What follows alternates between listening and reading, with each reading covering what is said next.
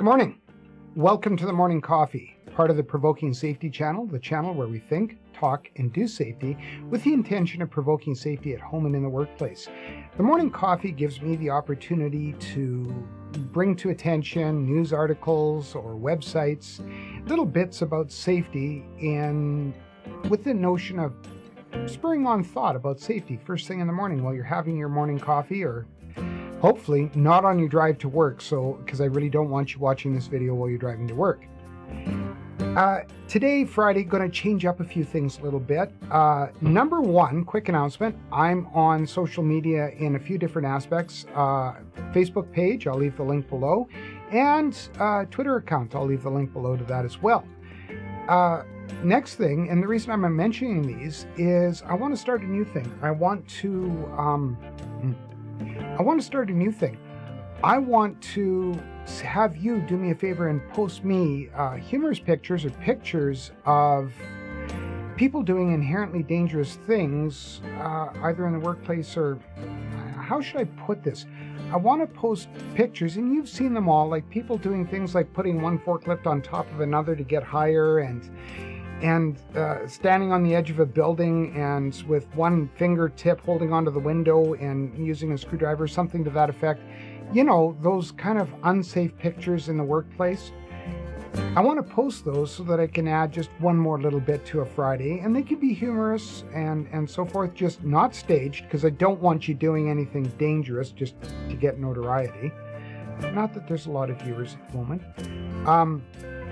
I don't want them staged. I don't want to see in your workplace, but if you do take a picture and you figure somebody's identity needs to be protected, by all means let me know, and I'll make sure their face is obscured or obfuscated.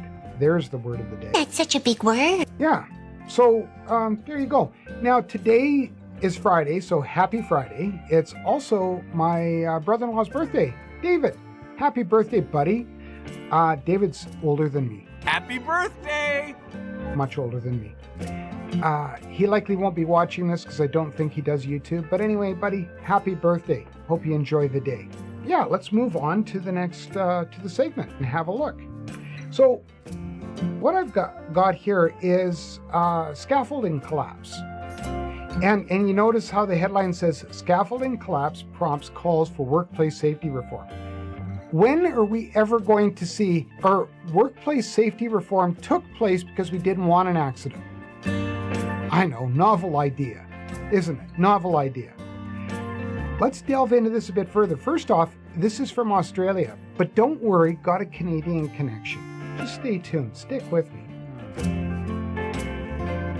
It was gut-wrenching and so forth, and they of course interviewed a person whose son had a severe scaffolding accident and passed away, unfortunately.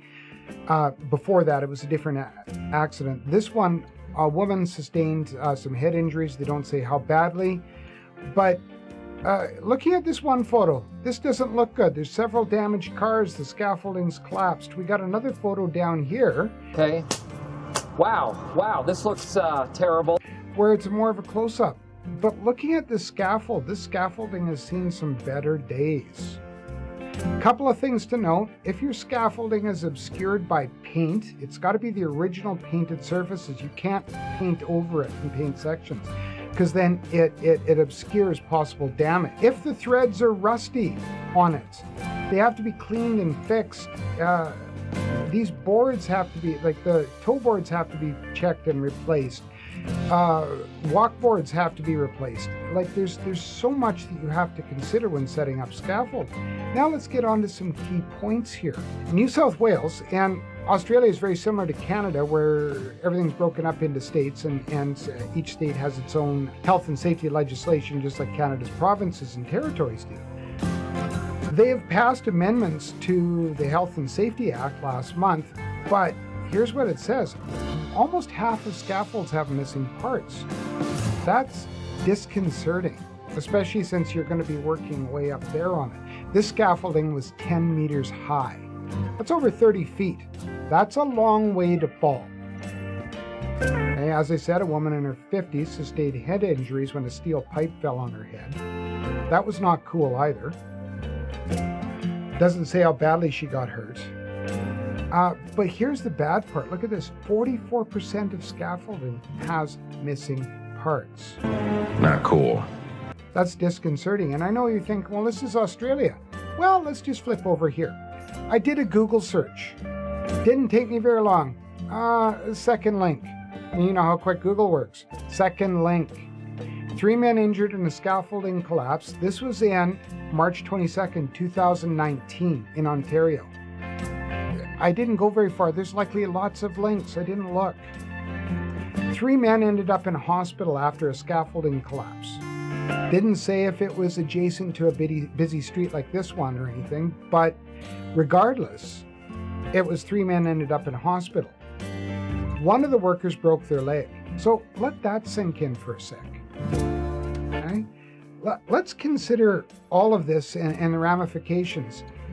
There's still broken pieces. That article, and I'll leave links below to both the articles.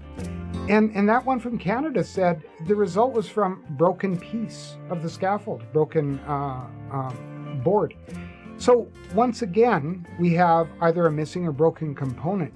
And I've seen it in the different places that I've lived, where scaffolding has not had tags, or it's been tagged yellow or red, and people are up on it. And you can see that there's missing pieces, etc. Occasionally you'll see on work sites, or other organizations will do it. They'll move people back and forth on a baker scaffold.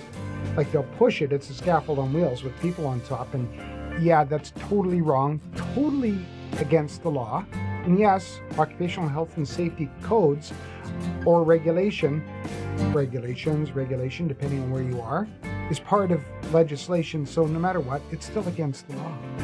You've broken the act. A couple of things. If you see a scaffold with missing parts at your work site, tell somebody. If you see it with broken parts, tell somebody. If you know it needs to be repaired, tell somebody. Scaffolding is supposed to be inspected and tagged before every use. However, once again, things happen, work gets going, I understand it. But no matter what, it should be part of a hazard assessment, and it should be part of an inspection process. Same thing with young and new workers. If you're unsure about the safety of a scaffold, talk to someone and ask someone. Anyway, just a quick recap of today on social media, links below, and it's also on the channel thing. Facebook, Provoking Safety, Twitter, Provoking Safety. Please post funny photos like this one. I'll show it again, thanks to Mike Taylor.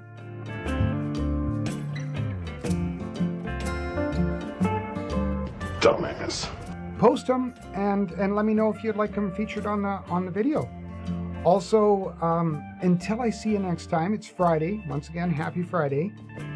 Think safety, talk safety, do safety with the intention of provoking it at home and in the workplace. Thank you, and see you Monday.